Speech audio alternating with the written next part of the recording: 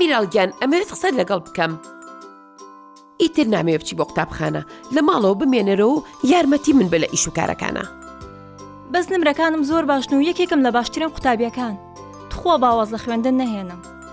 ئیدی گەورە بوویت و ئەمەوێت لە ماڵەوە بیت. خۆم ئاگام لێت بێ. تۆ حەز ناکەی لەگەڵم بی لە ماڵەوە؟ ڕۆژێک دێت و ئەتوانم ئیش بکەم و یارمەتی تۆ باوکم بم. ئەمەوێت ئاگام لە هەردووکتان بێت و خێزانی خۆشمم هەبێت. بۆ خەمباری میراڵ. ئەمەوێ بەردەوام بم لە خوێندن. خەمی منتان نەبێت. مامۆستاکانم زۆر باشن و حەزیشم لەوانەکانە. بۆ واز لە خوێندنێنی؟ باشترە میراڵ لە ماڵەوە بمێنێتەوە. ڕێگە قوتابخانەکەی دوورە و بەتەنها ئەمێنێتەوە لەو ڕێگەیە کاتێک براکانی خوێندن تەواو ئەکەن. خۆم سایەقێکی باشی وە پێیاکەم کە سیقەمان پێی بێ.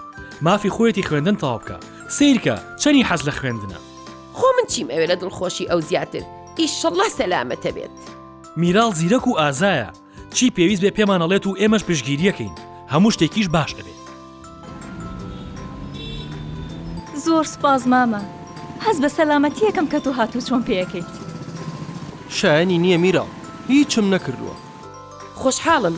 میراڵ خوێندنی خۆی تەواوە کات بە سەلامەتی.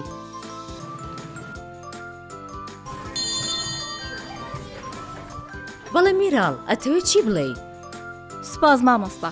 بەس ئەمەوێ بڵێم چەند سوپاسگوزارم کە ئەمڕۆ بەشداری قوتابخانەکەم. پێویستە هەموو کچ و کوڕێک بتوانن ڕۆژانە بچن قوتابخانە بۆ فێربوون و ڕۆژێک لە ڕۆژان بە ئاواتەکانیان بگەن.